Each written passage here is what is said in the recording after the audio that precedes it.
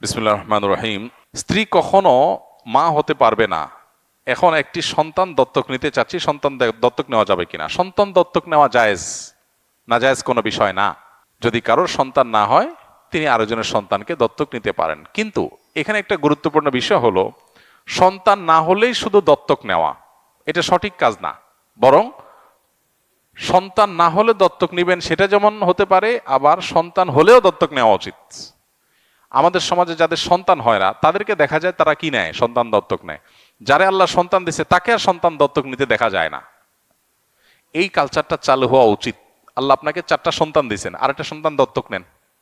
গরিব, অসহায়, এতিম, মা বাপ নাই, মারা গেছে, এরকম একটা সন্তানকে নিজের সন্তানের মতো গ্রহণ করেন, তার পড়াশোনা, থাকা, খাওয়া সব ব্যবস্থা করে দেন। আমরা দত্তক নেই আমাদের স্বার্থে, বাপ ডাক শোনার জন্য, মা ডাক শোনার জন্য দত্তক নেই, যে আমাকে বাপ ডাক মা ডাক শোনানোর মানুষ নাই, অতএব আমি একজনের বাচ্চাকে নিলাম, সে আমাকে ডাকবে। তাহলে এটা হলো নিজের স্বার্থের দত্তক নেওয়া। এটা জায়েজ, শর্ত সাপেক্ষে জায়েজ। কি শর্ত? শর্ত হলো, এই ছেলে বড় হলে আপনার স্ত্রী তার সাথে তার পর্দা করতে হবে, কারণ সে তার রক্ত সম্পর্কে কেউ না, যদি রক্ত সম্পর্কে না হয় আর কি। আর রক্ত সম্পর্কীয়দের মধ্যে যদি দত্তক নেন এমন কেউ, যেমন বোনের ছেড়ে নিল, তাহলে তার পর্দার ব্যাপার নাই। আর দত্তক নেওয়ার ক্ষেত্রে আমাদের শরীয়ত উৎসাহ দিয়েছে যেটা, সেটা হলো অন্যের সন্তানকে লালন পালন করার নিয়তে দত্তক নেওয়া, নিজে বাপ মা ডাক শোনার জন্য না, নিজের নিঃসঙ্গতা কাটাবার জন্য না। সে উদ্দেশ্যে দত্তক নেওয়ার কালচার আমাদের সমাজে বাড়ানো দরকার। আল্লাহ আমাকে 2টা সন্তান দিয়েছেন, আমি একটা অসহায় পরিবার একটা সন্তানকে লালন পালন করে দিলাম, এটা আমার দাওয়াত, আমার সওয়াবের কাজের অংশ, সদকা জারিয়া কাজের অংশ। সেই উদ্দেশ্যে দত্তক নেওয়া দরকার। আমি মুখে কোনো গালি দেই নাই, কিন্তু বন্ধুদের সাথে গ্রুপে গালিগালাজ এর টাইপিং করি মাঝে মধ্যে, এতে কি আমার গুনাহ হবে কিনা? কোনো খারাপ কথা মুখ দিয়ে বললেই শুধু খারাপ হয় না, ওইটা টাইপ করে লিখলেও কি হয়, খারাপ হয়। কোনো খারাপ কথা মুখে বললেই শুধু গুনাহ হয় না, ওইটা কলমে লিখলেও কি হয়, গুনাহ হয়। এজন্য আমাদের সব ধরনের জবানের হেফাজত করা উচিত। জবানের হেফাজত বলতে শুধুমাত্র 2 ঠোঁটের হেফাজত বা জিহ্বার হেফাজত বা মুখের হেফাজত না। জবানের হেফাজত বলতে আমি যতভাবে এই জিনিসটা প্রকাশ করতে পারি ততভাবে আমাকে হেফাজত করতে হবে। এই জন্য ভালো কথা মুখ দিয়ে বললে যেরকম ভালো, লিখলেও ভালো। আপনি কাউকে মুখে আসসালামু আলাইকুম বললেন, সওয়াব পাবেন। আবার কাউকে চিঠিতে আসসালামু আলাইকুম লিখে দিলেন, মেসেঞ্জারে টাইপে আসসালামু আলাইকুম লিখে দিলেন, সওয়াব পাবেন কি পাবেন না? ঠিক একইভাবে খারাপ কথা মুখ দিয়ে বললে যেমন খারাপ, টাইপে করলেও খারাপ। অনেক যুবকরা আছেন আজকাল, নিজে আপনি গালমন্দ করেন না, খারাপ কথা বলেন না, কিন্তু বন্ধু বান্ধবের পালায় পড়ে, আড্ডাবাজির পালায় পড়ে দেখা যায় যে তিনি বিভিন্ন রকমের গুনাহে লিপ্ত হয়ে যান। তো এই ব্যাপারে আমাদের বিবেকগুলো অনেক সময় জাগ্রত হয় না, কাজ করে না। আমাদের বিবেকগুলো জাগানো উচিত এবং বিবেক কাজ করা উচিত। আমার সন্তান হয় না, তাই নামাজের সেজদায় রব্বি হাবিলি মিনাস সলিহিন দোয়াটা পড়তে চাই, এটা পড়া যাবে কিনা? নামাজের সেজদায় কোরআনে কারীমের আয়াত তেলাওয়াত করতে নবী সাল্লাল্লাহু আলাইহি ওয়াসাল্লাম পরিষ্কারভাবে নিষেধ করেছেন। সো আমরা নামাজের সেজদায় কোরআনের আয়াত তেলাওয়াত করব না। কিন্তু আপনি যে দোয়ার কথা বলেছেন, রব্বি হাবলি মিনাস সলিহিন, হে আল্লাহ আমাকে নেক সন্তান দেন, এই দোয়াটা এটা কোরআনের আয়াত হওয়ার পাশাপাশি এটা একটা দোয়া। আর সিজদা এটা দোয়া করার একটা গুরুত্বপূর্ণ জায়গা। নবী করিম সাল্লাল্লাহু আলাইহি ওয়াসাল্লাম বলেছেন, আকরাবু মা ইয়াকুনুল আবদু মির রাব্বিহি ওয়া হুয়া সাজিদ ফাআকথিরু ফীহি আদ-দুআ। বান্দা আল্লাহর সবচেয়ে কাছাকাছি যেতে পারে যখন সিজদায় যায়।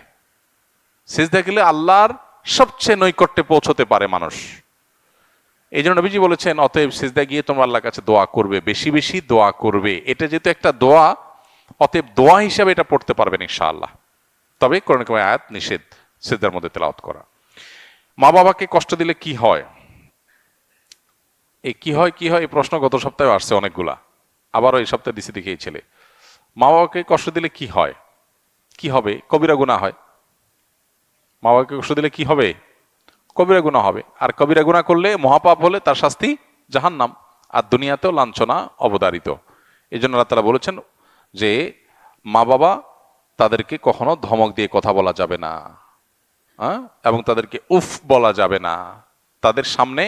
আব্দুল্লাহ ইবনে আব্বাস রাদিয়াল্লাহু তাআলা বর্ণিত এক হাদিসে আছে, তিনি বলেছেন যে মা বাবার সামনে কাপড়ও ঝাড়া যাবে না, যে কাপড়ের ধুলাবালি এটা ঝাড়বে মা বাবার সামনে, এটাও বেয়াদবির শামিল, এটাও উকুকুল ওয়ালিদাইন বা মা বাবার অবাধ্যতার শামিল। তাহলে কতটা নম্রতা তাদের সামনে দেখাতে হবে। আমরা আজকাল ছাত্ররা, অনেক ছাত্ররা শিক্ষকের সামনে যেরকম মর্যাদা দেখায়, যদিও সেটাও আজকাল হারিয়ে যাচ্ছে, মাদ্রাসার ছেলেদের মধ্যে এখনো আছে, ওস্তাদের সামনে যেরকম মর্যাদার সাথে বিনয়ের সাথে নিজেকে উপস্থাপন করে মা বাবার সামনে সেরকম থাকতে হবে। আমাদের হলো মা বাবা হলেন এমন মানুষ যে যার সাথে সবসময় 24 আওয়ার্সে যে কোনো সময় ঝাড়ি দিয়ে কথা বলা যায়। বিশেষ করে মা মা মানুষটাই এমন, আমরা মনে করি যে চোখ বন্ধ করে অটো ঝাড়ি দেওয়া যায় যাকে, তিনি হলেন কে? মা। অথচ সবচেয়ে বেশি রেসপেক্ট, সবচেয়ে বেশি সম্মান পাওয়ার কথা তারা। তাদের সামনে মাথা উঁচু করে উচ্চ গলায় কথা বলারই কথা না। কিন্তু আমরা নিয়মিত নামাজ কালাম পড়ে অনেক তালেব ইলমও আছে মা বাবার সামনে এরকম আচরণ করেন। ওস্তাদের সামনে বিনয়ী, মা বাবার সামনে দুরাচরণ করছে।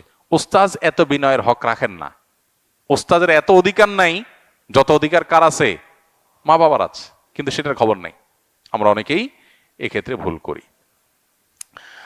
বর্তমানে এআই প্রযুক্তি নিয়ে অনেক আলেমদের মুখে শুনেছি এটা নাকি দাজ্জালের অনেক বড় ফিতনা, দাজ্জাল নাকি এই প্রযুক্তির দ্বারা মানুষের ফিতনায় ফেলবে। এই কথাটি কতখানি যুক্তিসঙ্গত তা কোরআন ও হাদিসের আলোকে পেশ করুন, আর এআই সম্পর্কে কিছু দিক নির্দেশনামূলক বার্তা দিন। এআই কে দাজ্জালের ফিতনা বলছেন অনেকে, এটা তাদের গবেষণা, এটা তাদের ইস্তিহাদ, লাহু ফাহাম, যিনি বলেছেন এটা কোনো হাতমি বিষয় না, এটা কোনো কোরআন সুন্নাহ বর্ণিত মানসুস কোনো বিষয় না যে হ্যাঁ এআই এর ব্যাপারে হাদিস কোরআন আসছে। কোনো আলেমের গবেষণা, তার কাছে মনে হয়েছে যে এটাই আস্তে আস্তে মানুষকে দাজ্জালের ফিতনার মতো বিভ্রান্তির দিকে নিয়ে যেতে পারে। তো কোনো আলেমের গবেষণাকে গবেষণার পর্যায়ে রাখতে হবে, এটাকে ওহির পর্যায়ে নেওয়া যাবে না। এটা হতে পারে, নাও হতে পারে, দাজ্জালের ফিতনাটা অন্য কোনোটা থেকে আসতে পারে, এগুলো কোনোটাকে নিশ্চিত বলার সুযোগ নেই। হ্যাঁ, আমাদের কাছে যদি মনে হয় যে না এটা দাজ্জালের ফিতনা, এটা থেকেই মনে হয় আসবে, তাহলে সেটাকে সেভাবে বলা উচিত, যেটা আমার ধারণা, আমার মনে হয়। মানুষকে সতর্ক আমি করতেই পারি, বাট নিশ্চিতভাবে আমি বলে দিলাম এই রাইট আমার নাই, কারণ আমার কাছে ওহি আসে নাই, এবং আমি এটা বলতে পারি না অন্য কোনো ওই থেকেও দাজ্জালের ফিতনা আসতে পারে। তবে এটা ঠিক যে এটা এক ধরনের ফিতনা এবং বিভ্রান্তিতে মানুষকে ফেলে দিচ্ছে, উম্মাকে ফেলে দিচ্ছে, এবং নানাবিধ ফিতনার দুয়ার উন্মোচন করছে। ফিতনা কোথায় গিয়ে ঠেকবে, কত বড় আকার ধারণ করবে, সেটা আল্লাহু আলাম। পাশাপাশি এর ব্যবহারের কথা বলেছেন। ব্যবহারের বিষয়ে এআই দিয়ে যদি শরঈ কোনো কাজ করে কেউ, গায়রে শরঈ কাজ না করে, এটা জায়েজ। এটা একটা টুল বা এটা একটা টেকনোলজি, এটাকে ব্যবহার করে যদি শরিয়া নিষিদ্ধ নয় এমন কাজ কেউ করে, তাহলে সেটা করতে অসুবিধা নেই। কিন্তু শরিয়া যেটা নিষিদ্ধ সেরকম কাজ যদি কেউ করে, প্রতারণামূলক কিছু করলো, কোনো সৃষ্টির অবয়ব তৈরি করলো, এমন কিছু করলো যেটা শরিয়া অনুমোদন করে না, তাহলে সেটা এআই দিয়ে করলেও নাজায়েজ হবে, অন্য কোনোভাবে করলেও কি হবে? নাজায়েজ হবে, হারাম হবে। ঢিলা খুলুক কতক্ষণ ধরে ব্যবহার করা উচিত? 40 পা হাঁটাহাঁটি করা কি মুখ্য বিষয়? মুখ্য বিষয় 40 পা বা এর কম বেশি কোনো পা হাঁটাহাঁটি করা নয়, বরং মুখ্য বিষয় হলো পেশাবের পর বা মলমূত্র ত্যাগের পর অপবিত্রতা থেকে পবিত্র হওয়া, এটা হলো মুখ্য বিষয়।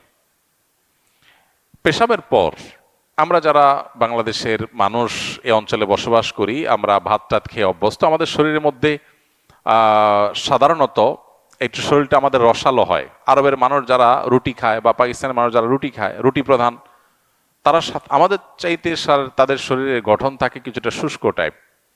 আমাদের দেশে মানুষের পেশাবের পর সাধারণত পেশাবের ফোঁটার ধারা বন্ধ হতে একটু সময় লাগে। আবার আমাদের দেশে মানুষের মধ্যে অনেকের এটা রোগ, একটু বেশি সময় নেয়, অনেকে তাড়াতাড়ি পরিষ্কার হয়ে যায়, ক্লিয়ার হয়ে যায়।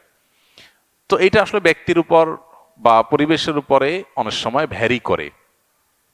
খোলাসা কথা হলো, শরিয়া নির্দেশনা হলো ইস্তানজিহু আনিল বাউল ফাইন্না আম্মাতা আযাবিল কবরি মিনহু, পেশাব থেকে পবিত্র থাকো, পরিচ্ছন্ন থাকো, এটা হলো শরিয়ার নির্দেশ। কিভাবে থাকবে সেটা আপনার ব্যাপার। এখন কারোর পেশাবের ধারা ফোঁটা বের হতে শেষ হতে সময় লাগে, তো তিনি ইউরিনালে অথবা টয়লেটে তিনি অপেক্ষা করে প্রয়োজন উঠবস করে তিনি এটা দূর করবেন, দূর করে তিনি বের হয়ে যাবেন। এটা দূর না করে ঢিলা কুলুক ধরে হাঁটাহাঁটি করা, এটা বিশেষ করে হাঁটতে হাঁটতে আপনার জনসম্মুখে বা অন্যান্য মানুষের সাথে দেখা হয় এরকম জায়গা পর্যন্ত চলে আসা, অনেক সময় দেখা যায় ইউরিনালের যে গলি, ওখানে অন্যান্য মানুষের সাথে মুখোমুখি হয়, এটা দেখতেও দৃষ্টিকটু, আবার অনেক সময় এটা সতর উন্মুক্ত হওয়ার আশঙ্কাও তৈরি করে। আর এভাবে নবী সাল্লাল্লাহু আলাইহি ওয়াসাল্লাম হাঁটাহাঁটি করতে কোথাও আলাদা করে নির্দেশও করেন নাই। অতএব আমরা প্রত্যেকে যার যার দায়িত্বে ইউরিনালে বা টয়লেটে বসেই নিজের পেশাবের ধারা বা নাপাক এটাকে দূর করে তারপর বের হবো ইনশাআল্লাহ। অনেকে আছেন অহেতুক ওয়াসওয়াসার রোগে ভোগেন, তার পেশাব আসলে আসে নাই, তার মনে হয় পেশাব আসতেছে, এই মনে হয় দূর করার জন্য সে 40 কদম 60 কদম হাঁটাহাঁটি করে। তো এই ওয়াসওয়াসাকে কোনো পাত্তা দেওয়ার কোনো কারণ নাই। নবী সাল্লাল্লাহু আলাইহি ওয়াসাল্লাম ওয়াসওয়াসা দূরের জন্য ভিজা হাতের পানি ছিটা দিতে বলেছেন, যাতে করে আমার মনের মধ্যে পেশাবের ফোঁটা আসলো কিনা এই সন্দেহ আসার স্কোপই না থাকে, যে পানির ছিটা পড়ে পুরো আশপাশের জায়গাটা আপনার একাকার হয়ে গেছে, এরকম যেন হয়। তার মানে ইসলাম ওয়াসওয়াসাকে ইগনোর করতে, এটাকে পাত্তা না দিতে শিক্ষা দিয়েছেন। অতএব আমরা সেটা করতে হবে ইনশাআল্লাহ তাআলা। তো এইভাবে হাঁটাহাঁটি করা এরকম কোনো নির্দেশ তো নাই, বরং অনেক ক্ষেত্রেই এটা উন্মুক্ত হওয়ার কারণ হয়। বিধায় এই বিষয়গুলোতে আমাদের সতর্ক থাকা দরকার এবং শরিয়ার সীমানা এবং সুন্নাহকে অনুসরণ করা দরকার। সুন্নাহকে অনুসরণ করতে গিয়ে ঢিলা, তারপরে যে আপনার টিস্যু, পানি ব্যবহার, উভয়টা ব্যবহার করা সম্পর্কে হাদিস আছে, সেটা আমরা করতে পারি, আর নাহলে যে কোনো একটা ব্যবহার করতে পারি। কিন্তু দিন শেষে পবিত্র করা হলো মুখ্য, কিন্তু পবিত্র করতে গিয়ে দৃষ্টিকটু কোনো কিছু যেন না হয়, সতর খোলার মতো বিষয় যেন না হয়, সেই জিনিসটা হলো লক্ষণীয় বিষয়। কেউ কারোর মাধ্যমে সালাম পাঠালে তার উত্তরে কি বলবো? কেউ কারোর মাধ্যমে যদি সালাম পাঠায় তাহলে সেক্ষেত্রে আপনি উত্তরে বলবেন ওয়া আলাইকা ওয়া আলাইহিস সালাম, অর্থাৎ তুমি যে সালামটা নিয়ে আসছো তোমার প্রতি এবং যিনি সালাম পাঠালেন উভয়ের প্রতি আল্লাহর শান্তি বর্ষিত হোক। এভাবে আমরা সালামের জবাব দিব যদি কারোর মাধ্যমে লোক মারফতে সালাম পাই। বিকাশে ডিপিএস এর ইসলামিক সেভিংসের টাকা জমালে শরিয়া সম্মত মুনাফা পাওয়া যায়, এটা আদৌ শরিয়া সম্মত কিনা আমি তো জানি না, তাদের ইসলামিক সেভিংসে সিস্টেম কি, তারা কিভাবে সেটা পরিচালনা করে, অতএব বিষয়ে মন্তব্য করতে পারবো না। তবে বেশিরভাগ ক্ষেত্রেই নাম সর্বস্ব বিভিন্ন ব্যাংক বা এই জাতীয় আর্থিক প্রতিষ্ঠান যেগুলো আছে, তারা দেখা যায় নাম সর্বস্ব শরিয়া বোর্ড রেখে তারা এমন কাজ কাম করেন যেগুলো আসলে শরিয়া অনুমোদন করে না। অনেক সময় শরিয়া বোর্ড তাদের আসলে তেমন কোনো ভূমিকাও থাকে না, জাস্ট নামকে অস্তে রেখে দেওয়া হয়, 2-4টা মিটিং করা হয়। তো এগুলোর উপর ভিত্তি করে আমাদের উপার্জন করা উচিত হবে না, বরং সেভ, নিরাপদ এবং সুস্পষ্ট হালালের দিকে আমাদেরকে যেতে হবে। নবী সাল্লাল্লাহু আলাইহি ওয়াসাল্লাম বলেছেন আল হালালু বাইয়িন ওয়াল হারামু বাইয়িন ওয়া বাইনাহুমা মুশতাবিহাত। হালাল সুস্পষ্ট, হারামও সুস্পষ্ট, আর এই দুইয়ের মধ্যখানে কিছু আছে সেগুলো কি সন্দেহপূর্ণ। অতএব এই সন্দেহপূর্ণ বিষয়গুলোতে আমাদের বেঁচে থাকতে হবে যথাসম্ভব। নামাজের ভেতর সিজদা তাসবিহ ছাড়া অন্য কোনো দোয়া পড়া যাবে কিনা, এর আগে আমরা উত্তর দিয়ে ফেলেছি। নামাজের সিজদা ছাড়া দোয়া তো করা যাবে, বরং দোয়া করতে নবী সাল্লাল্লাহু আলাইহি ওয়াসাল্লাম নির্দেশও করেছেন। আমার এক বন্ধু দোকানে আড্ডায় লিপ্ত, তখন মাগরিবের ওয়াক্ত প্রায় শেষ, তাই আমি তাকে নামাজ পড়ার কথা বললে সে বলে যারা নিয়মিত নামাজ পড়ে তাদেরকে নামাজের কথা আর বলা লাগে না, যারা নামাজ পড়ে না তাদেরকে গিয়ে বলো। তাবলিগের মতো দোকানে দোকানে গিয়ে মানুষকে নামাজের কথা বলা লাগবে না, এতে মানুষ বিব্রত হয়। ব্যস্ততার মাঝে নামাজের কথা স্মরণে নাও থাকতে পারে, এই চিন্তা থেকে আমি বন্ধুকে নামাজের কথা বলেছিলাম, অন্যের সামনে তাকে ছোট করতে নয়। প্রশ্ন হলো আমার বন্ধুর এমন ধারণা রাখা কি সঠিক, এ সম্পর্কে ইসলাম কি বলে? খুবই গুরুত্বপূর্ণ প্রশ্ন।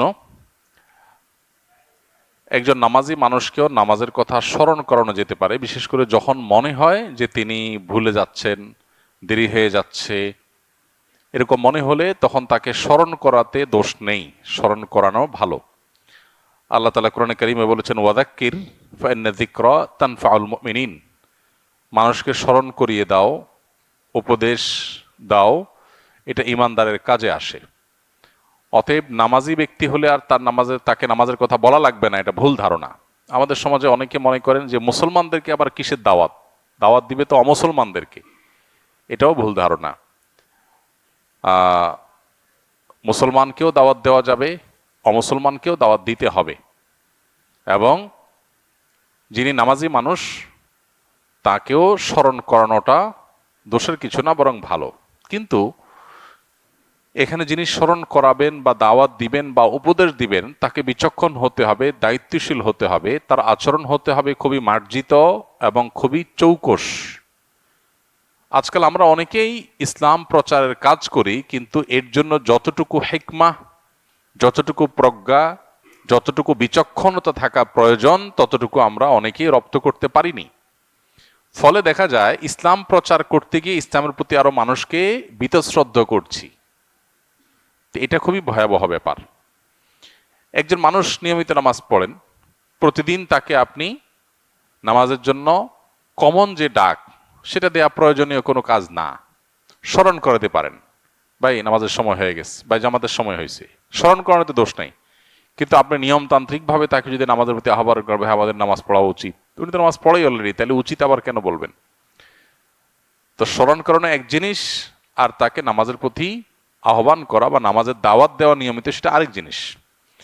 দাওয়াত যেন বিরক্তির কারণ না হয়। কেউ খুব ব্যস্ত আছে, খুব ঝামেলায় আছে, এই দিকটা মাথায় রেখে এই মুহূর্তে তাকে কিভাবে দাওয়াত দিতে হবে, কিভাবে দাওয়াত দিলে তিনি বিরক্ত হবেন না, সেই জিনিসটা মাথায় রাখতে হবে। আবার দেখা যায় যে এমনভাবে দাওয়াত দেওয়া হয় অন্যদের সামনে তিনি খাটো হয়ে যান, সেই জিনিসগুলো মাথায় রাখতে হবে।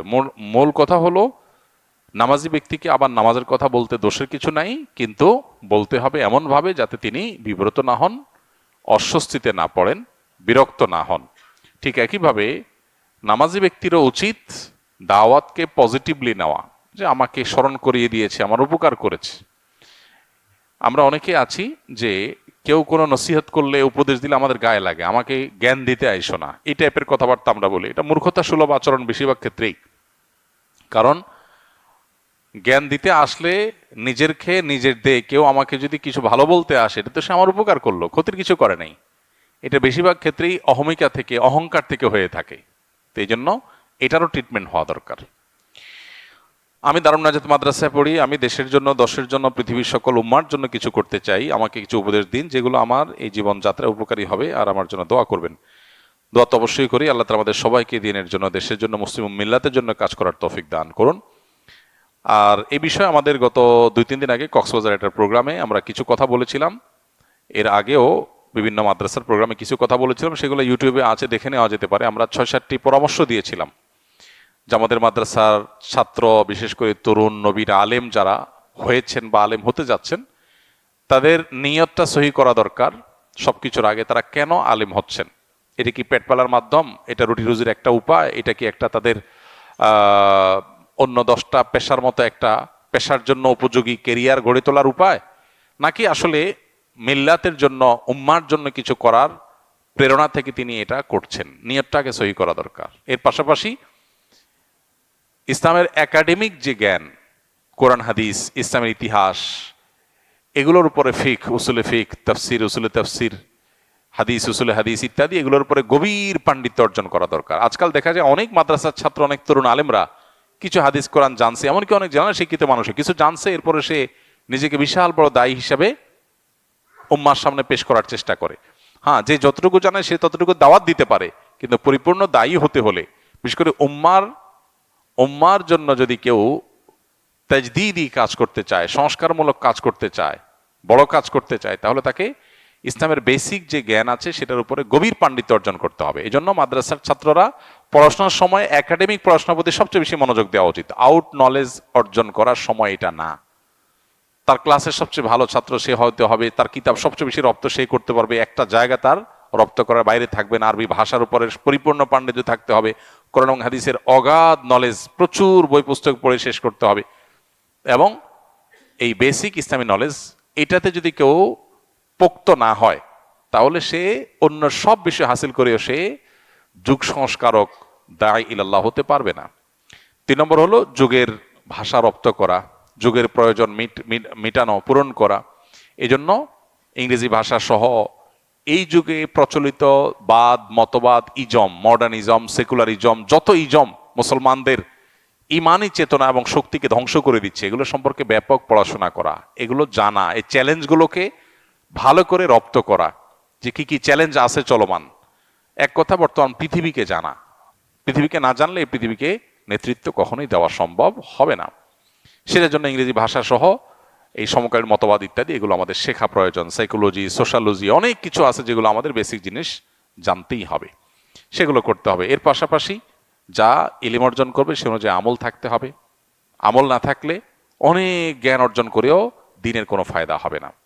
পাশাপাশি সিনিয়র এবং অভিজ্ঞ কোনো আলেমের সাহচর্য দরকার, তত্ত্বাবধান দরকার। এটা আজকাল উঠে গেছে, তরুণ আলেমরা নিজেদেরকে স্বয়ংসম্পূর্ণ মনে করে, কোন সিনিয়রদের তত্ত্বাবধানের প্রয়োজন মনে করে না। অভিজ্ঞ সিনিয়র তারা গাগুতা খেয়ে যা শিখেছেন, আমি যদি নিজে নিজে করতে চাই সেটা শিখতে আমার জীবন পার হয়ে যাবে। এই জন্য তাদের তত্ত্বাবধান এবং সোহবত সাহচর্য নিয়ে সামনে আগানো দরকার। এবং এর পাশাপাশি আমাদের আল্লাহর সাথে সম্পর্ককে সুগভীর করার চেষ্টা করা দরকার। পুরা বিস্তারিত বক্তব্য অনলাইনে বিভিন্ন জায়গায় আছে, সেটা শুনে নিতে পারেন। সত্যিকারের আলেম কাকে বলে? আল্লাহ রসুল কোন আলেমের কথা বলেছেন? আমাদের দেশে রীতি অনুযায়ী কামিল অথবা দাওরা পাশ করলেই তো সে আলেম টাইটেল পেয়ে যায়। আলহামদুলিল্লাহ, এটা একটা মডেল দাঁড়িয়েছে যে আলেম হওয়ার জন্য দাওরা পাশ কামাল পাশ করলেই। আলেমের অনেক সংজ্ঞা আছে। অনেক সালাফ আলেমের সংজ্ঞা দিয়েছেন, যিনি ইলম অনুযায়ী আমল করেন তিনি আলেম। মূলত কোরআন এবং হাদিসের ফরজে আইনের ইলমের পাশাপাশি ফরজে কেফায়ের ইলমও যে অর্জন করে, যে নিজের জন্য যা দরকার সেটার পাশাপাশি উম্মার জন্য যা দরকার সেই ইলমও যে রাখে, সচরাচর তাকে আলেম বলা হয়। তো দাওরা পাস বা কামিল পাস করলে ফরজে আইনের ইলম তো হয়ই, ভালোভাবে পাস করলে, ভালোভাবে এগুলো শেষ করলে, রপ্ত করলে ফরজে আলিমের ইলমের পাশাপাশি ফরজে কেফার ইলমও অর্জন হয়। সে অর্থে দাওরা পাস বা কামিল পাস করলে তাকে আলেম বলা সঠিক, এটা ভুল কোনো বিষয় না। বাকি এই একই যোগ্যতা যদি কেউ নিজস্ব প্রচেষ্টা করে ফেলতে পারে, তিনিও আলেম হবেন, তিনি যদিও দাওরা পাস না হন, যদিও কামিল পাস না হন। কিন্তু আলিম হওয়ার জন্য ব্যক্তিগতভাবে একা একা পড়াশোনা করে আলেম হওয়ার কোনো উপায় নাই। দ্বীনের এই ইলম এটা সিলসিলা এবং ধারা পরম্পরা দিয়েই আসছে। এই জন্য মুহাম্মদ ইবনে সিরিন রাহিমাহুল্লাহ সেই কথা আমাদের মাথায় থাকতে হবে, ইন্না হাদাল ইলমা দীন ফানজুরু আম্মান তাখুযুনা দীনাকুম। এই ইলম, কোরআন হাদিসের ইলম, এটা দ্বীনের অংশ। অতএব এই দ্বীনটা কার কাছ থেকে নিচ্ছে এটা গুরুত্বপূর্ণ। অতএব এটা ওস্তাজ এবং ধারা পরম্পরায় আমাদের আসা দরকার। না হলে একা একা পড়াশোনা করে আসলে মানুষ যেমন ডাক্তার হয় না, ঠিক একা একা পড়াশোনা করে কেউ আলেম হতে পারে না। হ্যাঁ, ব্যক্তিগতভাবে কোনো আলেমের তত্ত্বাবধানে, কোনো ওস্তাদের মাথা হাতে, এক বা একাধিক ওস্তাদের মাথা হাতে থেকে ব্যক্তিগত প্রচেষ্টায় কেউ আলেম হয়ে যেতে পারে। কিন্তু সেটাকে যেহেতু আমরা পরিমাপ করতে পারবো না কে কতদূর গেছে, এই জন্য গতানুগতিক এই ধারায় আলেম নির্বাচন করা বা আলেম হিসাবে তকমা দেওয়া বা টাইটেল দেওয়া এটা দোষের কোনো বিষয় নয়। আশুরা রোজার ফজিলত কি এবং এবছর আশুরা রোজা কবে রাখতে হবে? আশুরা রোজার ফজিলত সম্পর্কে আমরা সবাই কম বেশি জানি।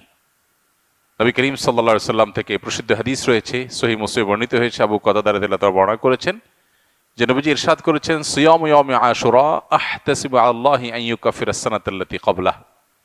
আশুরার রোজার ব্যাপারে আল্লাহর প্রতি আমার ধারণা হলো যে এর মাধ্যমে এক বছর পূর্বের গুনাহ আল্লাহ তাআলা মাফ করে দিবেন।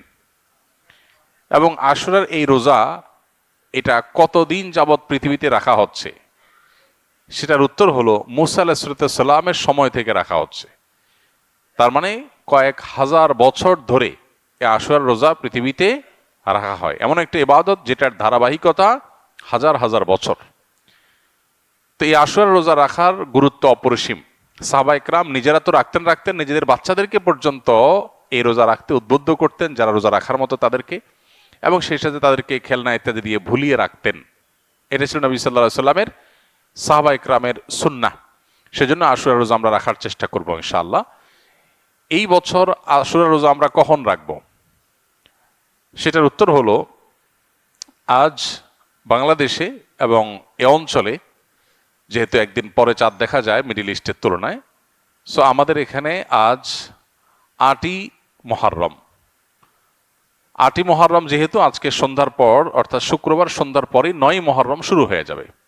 আর আশুরা রোজার মধ্যে সবচেয়ে উত্তম হলো ৯ এবং 10ই মুহররম রোজা রাখা।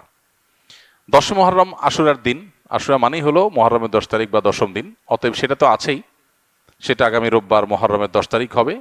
শনিবার দিবাগত রাতে সাহরি খেয়ে আমরা মূল রোজা আশুরা রোজাটা রাখবো ইনশাআল্লাহ।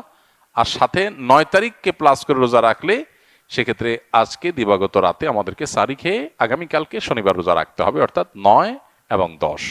তাহলে শুক্রবার দিবাগত রাত, আজ শুক্রবার দিবাগত রাতে আমরা সাহরি খেয়ে কালকে রোজা রাখবো ইনশাআল্লাহ। আবার আগামীকাল দিবাগত রাতে সাহরি খেয়ে তারপরের দিন রোজা রাখবো। তাতে 9 জিলহজ এবং 10 জিলহজ দুইটা রোজাই আদায় হয়ে যাবে ইনশাআল্লাহ। কারণ যদি কালকে রোজা রাখা সম্ভব না হয় তাহলে তিনি শনিবার দিবাগত রাতে খেয়ে রবিবার রোজা রাখবেন, সেটা হবে আশুরার মূল রোজা। আর রবিবার দিবাগত রাতে সাহরি খেয়ে সোমবার তিনি রোজা রাখবেন, তাতে হবে আপনার 11 জিলহজের রোজা। আর সোমবার তো সাপ্তাহিক নফল রোজা আছেই, সেক্ষেত্রে আমরা টানা 3টা রাখতে পারি, শুক্রবার দিবাগত রাত, শনিবার দিবাগত রাত, এই দুইটা আশুরা। আর রবিবার দিবাগত রাত হলো কিসের? সোমবারের সাপ্তাহিক নফল রোজা, তাহলে টানা 3টা রোজা হয়ে গেল। আর যদি কেউ একের ভিতরে 2 চান, মানে শর্টকাটে, তাহলে সেক্ষেত্রে শনি আর রবি রাখলে রোববারেরটা ডাবল নিয়ত করতে পারেন। 11ই মুহররম হিসাবে রোজা, আবার সোমবারের রোজা, 2টা সবই একসাথে পাওয়া যাবে। আর যদি কেউ 3টা রাখেন তাহলে তার সব বেশি, এটা বলার অপেক্ষা রাখে না। অতএব আশুরা রোজাগুলো আমরা রাখার চেষ্টা করবো ইনশাআল্লাহ। এদিন আল্লাহ রাব্বুল আলামিন মুসা আলাইহিস সালামকে বিজয় দিয়েছেন, সত্যের বিজয় দিয়েছেন। আর অসত্য বা ফেরাউন বাহ্যিকভাবে শক্তিশালী মনে হলেও দীর্ঘদিন অহমিকার সুযোগ আল্লাহ তাআলা ছাড় দিয়ে একটা পর্যায়ে তাকে চরম পরিণতি বরণ করতে বাধ্য করেছেন। সেই ঐতিহাসিক দিন আল্লাহ নবী মুসা আলাইহিস সালাম সেটার জন্য আল্লাহর কাছে শুকরিয়া আদায় করে তিনি রোজা রেখেছেন, এবং তার অনুসরণে আমরাও রোজা রাখি। এবং ইহুদিদের রোজার চাইতে আমাদের রোজা যেন ভিন্নতর হয়, সেজন্য আমরা 2টা রোজা রাখি। এবং সেই 2টা রোজার ভিতরে সবচেয়ে উত্তম হয় 9-10, 9-10 না পারলে 10-11, এই 2টা ধাপের রোজা। আর যদি সেটার কোনোটাই সম্ভব না হয়, শুধু একটাই রাখতে পারে, তাহলে 10 তারিখের রোজাটাও রাখা যেতে পারে, যদি অনেক কোনো সেটাকে নিষেধ করেছেন। আশুরা উপলক্ষে কি কি আমল করব? আশুরা উপলক্ষে সর্বপ্রথম এবং প্রধান আমল হলো রোজা রাখা, যেটা আমরা এতক্ষণ বললাম। মুহররমের 10 তারিখ এবং তার সাথে 9 তারিখ, এই 2টা রাখা উত্তম। কারণ নবী সাল্লাল্লাহু আলাইহি সাল্লাম বলেছেন, যদি আমি আগামী বছর বেঁচে থাকি তাহলে আমি 9-10 রোজা রাখবো। এই জন্য 9-10 রাখাটা উত্তম, এটা নবীজির স্বপ্ন ছিল, আকাঙ্ক্ষা ছিল। আর না হলে 10-11 রোজা রাখা, এটা হলো আশুরার প্রধান আমল। দ্বিতীয়ত, আশুরার এই দিবসের শিক্ষাটা গ্রহণ করা, এটা নিয়ে খুব বেশি আলোচনা হয় না। আলোচনা হয় শুধু আশুরার রোজা নিয়ে, ইতিহাসও আলোচনা হয়, কিন্তু আশুরার চেতনা কি, আশুরার শিক্ষা কি, আশুরা আমাদেরকে কি বার্তা দেয়, সেটা নিয়ে আলোচনা হয় না। সেটা আমরা আজকে আলোচনা করার চেষ্টা করেছি আলহামদুলিল্লাহ। অতএব আশুরা উপলক্ষে প্রতি বছরই আমাদের এই শিক্ষাটা ধারণ করা দরকার যে সত্যের বিজয় হবেই হবে 2 দিন আগে আর 2 দিন পরে, আর অসত্য এবং বাতিল লাঞ্ছিত, অপমানিত, পরাজিত, নিমজ্জিত হবেই হবে, সেটাও 2 দিন আগে বা পরে। ফেরাউন শক্তিশালী ছিল, ফেরাউন ক্ষমতাবান ছিল, জালিম ছিল, তাই বলে তার পক্ষাবলম্বন সত্যের অনুসন্ধানে মানুষরা করে নাই। মুসা আলাইহিস সালাম দুর্বল ছিলেন, তার অনুসারী বনী ইসরাঈলও দুর্বল ছিলেন, তারা শোষিত ছিলেন। আর ফেরাউন শোষণকারী ছিল। এই দুইয়ের মধ্যে আল্লাহ তাআলা চূড়ান্ত হাসি, শেষ হাসি, চূড়ান্ত বিজয় এটা দান করেছেন কাকে? মুসা আলাইহিস সালামকে। অতএব সত্যের বিজয় হয় 2 দিন আগে আর পরে। এই চেতনা, এই শিক্ষা মাথায় রেখে যদি আমরা চলি, আমরা সত্যের সাথে থাকবো, সেটা দুর্বল হলেও সত্যের সাথে থাকবো, সংখ্যায় কম হলেও। আমি শুধুমাত্র শক্তি, সামর্থ্য, দল, গ্রুপ, মতাদর্শ এগুলো দেখে, জোয়ার দেখে আমি চলবো না, আমি আদর্শের ভিত্তিতে চলবো। এই শিক্ষাটা আমাদেরকে আসলে দিয়ে থাকে। অতএব সেই শিক্ষাটা আমরা ধারণ করার চেষ্টা করব ইনশাআল্লাহ। আশুরা উপলক্ষে একটা হাদিস, যে হাদিসকে ইমাম তিরমিজি রাহিমাহুল্লাহ বিশুদ্ধ বললেও, হাসান বললেও, অন্য ইমামরা অনেকে জয়ীফ বলেছেন, সেটা হলো এই দিনে আল্লাহ তাআলা আল্লাহর বান্দাদেরকে মাফ করার ইতিহাস আছে। অতএব পরবর্তী জাতিরাও আল্লাহর কাছে তওবা করলে এই দিনে তওবা কবুল হবে, আল্লাহ তওবা করবেন, কবুল করবেন। তো সেই হাদিসের উপর ভিত্তি করে কেউ আল্লাহর কাছে এই দিন ইস্তেগফার এবং তওবাও করতে পারে, যেহেতু নফল আমল, এটা চাইলে কেউ করতে পারেন। একজন স্বামীকে বাঁচাতে স্ত্রী নিজের কিডনি দান করেন, পরবর্তীতে স্বামী সুস্থ হয়ে পরকীয়ায় জড়ায়, এক পর্যায়ে স্ত্রীকে মারধরও করে, পরকীয়া প্রেমিকার কাছে চলে যায়। এ ধরনের ঘটনার ইসলামী দৃষ্টিকোণ থেকে শাস্তি কি? প্রথম কথা হলো, বিবাহিত মানুষ যদি জেনায় লিপ্ত হয়, তাহলে তো ইসলামের দৃষ্টিতে সবচেয়ে নির্মম এবং করুণ শাস্তির কথা বলেছে। কেন ইসলাম এই ব্যাপারে এত সিরিয়াস? অন্য কোনো অপরাধের বেলায় ইসলাম এত কঠিন শাস্তির কথা বলেনি। কোমর পর্যন্ত মাটিতে পুঁতে রেখে পাথরের আঘাতে তাকে মৃত্যুদণ্ড বাস্তবায়ন করা। অন্যান্য ক্ষেত্রে এত কঠিনভাবে মৃত্যুদণ্ড বাস্তবায়ন করতে ইসলাম বলে না, এক্ষেত্রে কেন বলেছে? যদিও এই ধরনের শাস্তি বাস্তবায়নের ঘটনা সকাল বিকাল বা প্রতিদিন প্রতিনিয়ত ঘটবে না, এই জন্যই তো এই ধরনের অপরাধ প্রমাণিত হওয়ার জন্য অনেক কঠিন কঠিন শর্ত দিয়েছে শরীয়ত। ইসলামী শরিয়া এমন এমন শর্ত দিয়েছে যে এই ধরনের শাস্তি কোনো ইসলামী বিচারালয়ের বিচারক কোনো কাজী তিনি এই ধরনের মৃত্যুদণ্ডের রায় লিখবেন, বিষয়টা এত সহজ না। এটা লেখার আগে তাকে অনেক শক্ত শক্ত কঠিন কঠিন দলিল প্রমাণ হাজির করতে হবে। সচক্ষে সরাসরি মূল জেনার দৃশ্য দেখার মতো উপযুক্ত শাস্তির সংখ্যা পূরণ, মানে সাক্ষীর সংখ্যা পূরণ হইতে হবে, তারপর এটা হবে। এত সহজ না বিষয়টা। তার মানে ইসলাম চায় না এটা সকাল বিকাল হোক, এটা চায় কালে ভদ্রে একটা ঘটনা ঘটবে, সবাই সেখান থেকে শিক্ষা নিয়ে সতর্ক হয়ে যাবে। তো প্রশ্ন হলো যে এত নির্মম শাস্তির কথা কেন বলা হয়েছে ইসলামে? এর উত্তর হলো, কারণ হলো মানব সভ্যতা পৃথিবীতে টিকে থাকবে বিবাহের সুস্থ স্বাভাবিক ধারার মাধ্যমে। বৈবাহিক বন্ধনের এই সুস্থ স্বাভাবিক ধারার বিপরীতে বিবাহ বহির্ভূত যে সম্পর্ক, হারাম রিলেশন, এবং এর পাশাপাশি আজকাল যে সমকামিতা সহ বিভিন্ন রকমের অসভ্য ক্রিয়াকর্মকে পৃথিবীতে নরমালাইজেশনের কাজ চলছে, এটাকে স্বাভাবিককরণের কাজ চলছে, এগুলো মানব সভ্যতাকে হুমকির মধ্যে নিয়ে যাবে। মানুষের অস্তিত্ব পৃথিবীতে একসময় থাকবে না যদি এগুলো থাকে। ডক্টর খন্দকার আব্দুল্লাহ জাহাঙ্গীর রহমাল্লাহ বলতেন যে একটা বড় সাইক্লোন, একটা বড় ঘূর্ণিঝড়, এরকম বড় কোনো বিপদ, জলোচ্ছ্বাস, এগুলো একটা এলাকার মানুষকে শেষ করে দিতে পারে, পৃথিবীর মানুষকে ডুবাই শেষ করে দিতে পারে, এরপরও মানুষ কিছু বেঁচে থাকবে। কিন্তু মানুষের যে টেন্ডেন্সি, বৈবাহিক সম্পর্কের মধ্য দিয়ে সন্তান জন্ম দেওয়ার যে প্রবণতা, এটা যদি কমতে থাকে তাহলে কি হবে? একটা সময় মানুষের অস্তিত্ব সংকটের মধ্যে পড়বে, পৃথিবীতে মানুষ টিকে থাইকে কঠিন হবে, হারিয়ে যাওয়ার উপক্রম হবে। এখন পশ্চিমা পৃথিবীর অনেক দেশ শুধুমাত্র এই সমকামিতা সহ এই জাতীয় বিষয়গুলো, যেগুলোকে তারা উদারতার অংশ মনে করে, এগুলোকে তারা মানসিকভাবে সমর্থন করে, তারা পর্যন্ত সরকারিভাবে এখন অনেক দেশে নিষেধাজ্ঞা আরোপ করছে এই জাতীয় বিষয়কে। কেন? শুধুমাত্র মানুষের জন্মের হার বাড়াবার জন্য। কারণ মানুষের জন্মের হার কমে যায়, এভাবে টেন্ডেন্সি চেঞ্জ হয়ে যায়, প্রবণতা শেষ হয়ে যায় মানুষের। যে সমস্ত দেশ এই বিবাহ বিরোধী সম্পর্ককে অ্যাপ্রিসিয়েট করে, সেই সমস্ত দেশে, সে সমস্ত সমাজ দেখবেন মানুষের জন্মের হার কমে গেছে।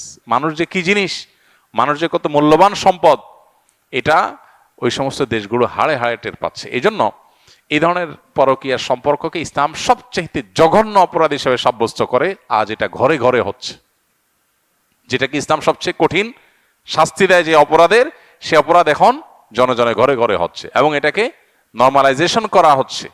বিনোদনের নামে, নাটক সিনেমার নামে অনেক অসভ্যতার চর্চার মধ্যে থেকে একটা হলো এই পরকীয়াকে অনেক ফিল্মের মাধ্যমে নর্মালাইজেশন করা হচ্ছে। এগুলোর ভয়াবহতা কত বেশি, সেটা যে সমস্ত সমাজ, যে সমস্ত রাষ্ট্র এগুলোকে নর্মাল করেছে, তারা হাড়ে হাড়ে টের পাচ্ছে। তারা এখন প্রণোদনা দিয়েও সন্তান জন্মের হার বাড়াতে পারছে না। সো এ ধরনের অপরাধ আল্লাহর কাছে সবচেয়ে জঘন্য অপরাধ। তবে এ ধরনের অপরাধের যে শাস্তির কথা বললাম, সেটা কার্যকর করবে ইসলামের বিচারিক আদালত। এটা কোনো ব্যক্তি, কোনো গ্রুপ বিশেষ কেউ কারোর বিরুদ্ধে চাইলো আর বাস্তবায়ন করলো, এলাকা এলাকায় বিচার বসায়া সেটা করার কোনো অধিকার কাউকে দেওয়া হয়নি। অতএব সে বিষয়ে সাবধান থাকতে হবে। আর সবচেয়ে বড় কথা হলো, এত বড় অকৃতজ্ঞ মানুষ, তার শাস্তি কি হতে পারে সেটা একমাত্র আল্লাহ তাআলাই ভালো জানেন।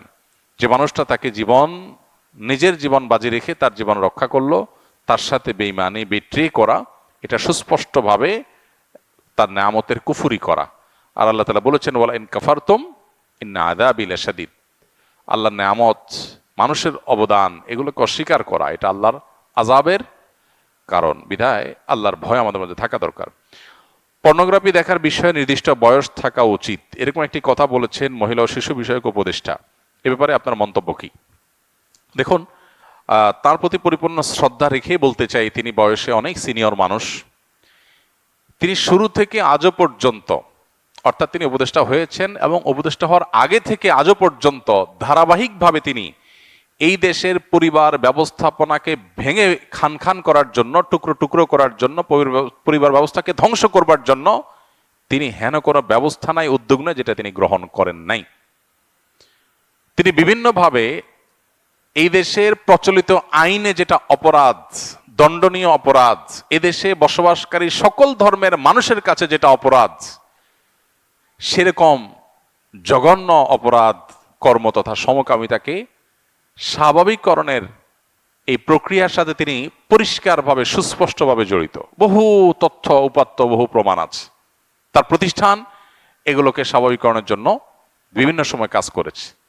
উপদেষ্টার দায়িত্ব নেওয়ার কিছুদিন পর তিনি টিএসসিতে একটা অনুষ্ঠানে দাঁড়িয়ে, রাতের বেলা একটা অনুষ্ঠানের সাথে একতা পোষণ করতে গিয়ে দাঁড়িয়ে তিনি কিছু কথা বলেছেন, সেগুলো বিভিন্ন পত্রপত্রিকায় কোট হয়েছে, তার নামে নিউজ হয়েছে তার পক্ষে। তো সেগুলো আমরা কোট আনকোট করে বিভিন্ন সময় বলেছি যে সেই কথাগুলোতে পরিষ্কারভাবে তিনি এদেশের মানুষের ধর্মীয় মূল্যবোধ, চিন্তা, চেতনা, আদর্শ, বিশ্বাস এগুলোর বিরুদ্ধে তিনি পরিষ্কার অবস্থান নিয়েছেন। এবং এটা আমাদের জন্য দুর্ভাগ্য যে জুলাই আন্দোলনে তেমন কোনো অংশগ্রহণ নাই এরকম মানুষ আমাদের সমাজের সবচেয়ে বিতর্কিত কাজগুলো করে চলেছে। এই যে নারী সংস্কার কমিশন নিয়ে এত আলোচনা, এত সমালোচনা হলো, আমি তো মনে করি এই সরকারের, অন্তর্বর্তীকালীন সরকারের সবচেয়ে বেশি সমালোচনা হয়েছে যে কাজটাকে কেন্দ্র করে, সেটা হলো নারী বিষয়ক সংস্কার কমিশনের কর্মকাণ্ড। হাস্যকর কতগুলো প্রস্তাব দিয়ে এবং গোটা সমাজের বিরুদ্ধে যুদ্ধের ঘোষণা করে একরকম এই কমিশন অনেকগুলো প্রস্তাবনা পেশ করেছে। সেটা কার মন্ত্রণালয় সেটাও আমরা সবাই জানি। এই উপদেষ্টা তার মন্ত্রণালয়ের অধীনেই এই কাজ বা তার মন্ত্রণালয়ের সংশ্লিষ্ট কাজ এটা, আর সেটাই গোটা দেশে সরকারকে বিব্রতকর পরিস্থিতির মধ্যে পড়েছে। অতএব এ ধরনের মানুষ তাদের অতি উৎসাহী কর্মকাণ্ড এবং তাদের বিশেষ করে এদেশের সমাজ এবং এদেশের পরিবার ব্যবস্থা এগুলোর বিরুদ্ধে তাদের যে অবস্থান, এগুলোর বিরুদ্ধে আমাদের প্রত্যেকটা মানুষকে সোচ্চার হতে হবে। তারা যেন সুযোগ পেয়ে তারা যেন পশ্চিমা বিভিন্ন এজেন্ডা বাস্তবায়নকারী না হয়। আমাদের দুর্ভাগ্য যে আমাদের রাষ্ট্রকে এগিয়ে নেওয়ার জন্য অনেকে যেমন কাজ করছেন, আবার অনেকে এজেন্ডা বাস্তবায়নের ধান্দায় আছেন। লাখ লাখ কোটি কোটি টাকার ফান্ড, তহবিল এগুলোকে হালাল করার জন্য, বিদেশিদের খুশি করার জন্য বিদেশি সংস্কৃতিকে এদেশে আমদানি করার অপচেষ্টায় লিপ্ত। অতএব এগুলোর ব্যাপারে আমাদের প্রত্যেককে সতর্ক থাকতে হবে, সজাগ থাকতে হবে, দায়িত্বশীল ভূমিকা রাখতে হবে এবং এই সমস্ত মানুষের জন্য মাথায় রাখে এটা ধর্মপ্রাণ মানুষের দেশ। এদেশের হিন্দু মুসলিম সবাই ধর্মপ্রাণ। অতএব এদেশে এমন কিছু যদি তারা করতে চান যেটা দেশে মানুষের মূল্যবোধের পরিপন্থী, সেটা মানুষ ছুঁড়ে ফেলে দিবে। তিনি পর্নোগ্রাফি বিষয়ে যে বক্তব্য দিয়েছেন সেখানে তিনি পর্নোগ্রাফির সমালোচনা করেছেন, এটাকে নেগেটিভ হিসাবে উপস্থাপন করেছেন, কিন্তু সেই সাথে তিনি বয়সের কথা বলেছেন। আপাত দৃষ্টিতে মনে হতে পারে এটা তো ভালোই, খারাপ কি, অ্যাডাল্টদের জন্য এটা রাখার জন্য বলেছেন, বাচ্চারা যেন না দেখতে পারে। আসলে কি বাস্তবে সেটা সম্ভব? যখন আপনি এই অপশনটা রাখবেন তখন বাচ্চারাও সেটা দেখবে, এটাই হলো স্বাভাবিক। এই জন্য পর্নোগ্রাফি কেন দরকার আমাদের দেশে, কি প্রয়োজনটা, এটা আমাদের দেশের জন্য, মানব সভ্যতার জন্য কোন কল্যাণটা বয়ে আনে? অতএব পর্নোগ্রাফি নিষিদ্ধ করার কথা না বলে সেটা শুধুমাত্র একটা নির্দিষ্ট বয়সে মানুষের জন্য বলার কথা বলে প্রকারান্তরে সেটাকে সমর্থনই তিনি করেছেন। বিধায় তার এই বক্তব্যের আমরা নিন্দা জানাই। আমরা মনে করি যে এরকম বক্তব্য রাখা উচিত নয়। মুহররম আসলেই মুআবিয়া রাদিয়াল্লাহু তাআলাকে নিয়ে বিভিন্ন আলোচনার জন্ম নেওয়া হয়। হযরত মুআবিয়া রাদিয়াল্লাহু তাআলা কি সাহাবী ছিলেন? মুআবিয়া রাদিয়াল্লাহু তাআলা সাহাবী ছিলেন, এটা নিয়ে তো কোনো প্রশ্ন থাকার সুযোগই নেই। আমরা সবাই জানি তিনি সাহাবী ছিলেন এবং মুআবিয়া রাদিয়াল্লাহু তাআলা আনহু আমাদের সমস্ত মুসলমানদের কাছে শ্রদ্ধার পাত্র। সাহাবীদের সমালোচনা করতে নবী সাল্লাল্লাহু আলাইহি ওয়াসাল্লাম পরিষ্কারভাবে নিষেধ করেছেন। সাহাবীদের সমালোচনা করা, তাদেরকে গালমন্দ করা, এই গালমন্দ করতে নবী সাল্লাল্লাহু আলাইহি ওয়াসাল্লাম নিষেধ করেছেন। মুআবিয়া রাদিয়াল্লাহু তাআলা আনহু সহ সাহাবা ইকরাম সম্পর্কে আমাদের ধারণা হলো মানুষ হিসাবে তারা কেউ ভুলের ঊর্ধ্বে নন, তাদের কোনো ব্যক্তিগত ভুল থাকতে পারে, কিন্তু প্রথম কথা হলো সাহাবীদের ব্যাপারে কোরআন এবং সুন্নাহ যে সমস্ত মর্যাদার কথা বলেছে, সে সমস্ত মর্যাদাগুলোর কারণে তাদেরকে আল্লাহ যদি মাফ করে দেন, আপনি আমি সমালোচনা করার কে? বদর যুদ্ধে অংশগ্রহণকারী সাহাবীদের সম্পর্কে নবী সাল্লাল্লাহু আলাইহি ওয়াসাল্লাম বলেছেন, সহিহ বুখারীতে আসছে, আমালু মা শি'তুম ক্বাদ গাফারাল্লাহু লাকুম, তোমরা যা খুশি করতে পারো, আল্লাহ তোমাদের মাফ করে দিয়েছেন। কত বড় কথা! অতএব সাহাবীদের গালমন্দ করা, নিন্দামন্দ করা জায়েজ নাই। হোসেন রাদিয়াল্লাহু তাআলা আনহুর যে কারবালা ঘটনায় নির্মমভাবে সপরিবারে শাহাদাত বরণ করেছেন, সেটার সাথে মুআবিয়া রাদিয়াল্লাহু তাআলা আনহুর কোনো দায় নেই। অহেতুক অনেকে সেটাকে জড়াবার চেষ্টা করেন। হোসেন রাদিয়াল্লাহু তাআলা আনহুর শাহাদাতের সাথে ইয়াজিদের যে সম্পর্ক বা ইয়াজিদের বাহিনীর যে সম্পর্ক, সেটাকে মুআবিয়া রাদিয়াল্লাহু তাআলার উপরে দায় চাপানোটা একেবারেই অহেতুক। হ্যাঁ, মুআবিয়া রাদিয়াল্লাহু তাআলা আনহু তার ছেলেকে দায়িত্ব দিয়েছেন, দায়িত্বে রেখেছেন, এটা তার ইজতিহাদ, এটা তার ভুল, এটা তার গবেষণা, এটা তিনি মনে করেছেন যে এরকম হলে ভালো হতে পারে। হয়তো বা বাস্তবে সেটা ভুল হতেও পারে, কিন্তু এটা গবেষণাগত ভুলের জন্য কেউ কোনো মুস্তাহিদ সমালোচনার যোগ্য গালমন্দ অন্তত করার উপায় বা সুযোগ থাকে না। বিধায় মরদুল্লাহ তাআলাকে নিয়ে আমাদের ধারণার পরিবর্তন হওয়া উচিত। আমাদের সমাজে দেখা যায় মহরমের 10 তারিখ আসলেই অনেক রেডিও চ্যানেলে, অনেক মিডিয়াতে মরদুল্লাহর সমালোচনা করা হয়। এটা সুস্পষ্টভাবে শরিয়ার লঙ্ঘন, নবী সাল্লাল্লাহু আলাইহি ওয়াসাল্লামের হাদিসের লঙ্ঘন। একজন ইমানদার সেটা করতে পারেন না। কোনো কর্মকাণ্ডের জন্য গণহারে বাবাকে দায়ী করা এটা একেবারেই অনুচিত কাজ। মহরম মাস আসলেই হাই হোসেন বলে মিছিল করতে দেখা যায়, এগুলো কি শরীয়ত সম্মত? এগুলো সুস্পষ্ট বিদআত। মহরম মাসের সাথে এই হাই হোসেন করার কোনো সম্পর্ক নাই। তাছাড়া হোসেন রাদিয়াল্লাহু তাআলা আনহুর মৃত্যুতে আমরা প্রত্যেকটা মানুষ ব্যথিত এবং তার হত্যাকারীদেরকে আমরা ঘৃণা করি, কিন্তু এবং তাদের নির্মম শাস্তি আল্লাহর কাছ থেকে আমরা আশা করি, দোয়া করি। কিন্তু সেই সাথে তাকে ঘিরে সারা বছর জুড়ে বা যুগ যুগ ধরে এই শোক পালন করা, শতাব্দীকে শতাব্দী পর শোক পালন করা, এটা শরিয়ার কোনো বিধান নয়। শরিয়ার বিধান হলো লা ইহদাদা ফাওকা সালাসাতি আইয়াম, 3 দিনে বেশি কোনো শোক পালন করা চলবে না। বিধায় আমরা তার শোকে মুহ্যমান, তার ব্যথায় ব্যথিত, কিন্তু এর মানে এই না যে আমরা এটা বছর বছর পালন করে যাব।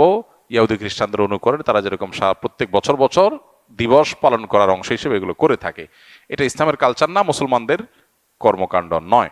নবী সাল্লাল্লাহু আলাইহি ওয়াসাল্লাম ওয়াফাতের পর এরকম বছর বছর কোনো শোক পালন সাহাবীরা কেউ করেননি। অনলাইনে গেম খেলে টাকা ইনকাম করলে এবং অন্যকে অনুপ্রাণিত করলে বা আকর্ষণ করলে এটা কোন কাতারে দাঁড়াবে? এটা পরিষ্কারভাবে গুনাহ এবং নাজায়েজ কাজ। প্রথমত এমনিতেই গেম খেলা জায়েজ কাজ না, সময়ের অপচয়, এবং নানা কারণে সেখানে নাজায়েজ হওয়ার বহু উপাদান সেখানে থাকার কারণে সেটা নিষিদ্ধ। এরপরে আবার সেটা দিয়ে টাকা কামাই করবেন, এগুলো বেশিরভাগ ক্ষেত্রেই মানুষকে জুয়ার দিকে নিয়ে যায়। আর সবচেয়ে বড় কথা হলো এটা টাকা কামাইয়ের শরঈ কোনো উপায় বা পদ্ধতি না। অনেকে আছেন যে অ্যাড দেখে টাকা কামাই করেন, যে অ্যাড দেখলেন, যত বেশি দেখলেন তত কামাই করলেন, এটাও না জায়েজ। কারণ এই অ্যাডগুলো যখন দেখতে যাচ্ছেন সেখানে মিউজিক সহ হারাম বিষয় আসছে, আপনি হারামে লিপ্ত হয়ে তারপরে কি করছেন? টাকা কামাই করছেন।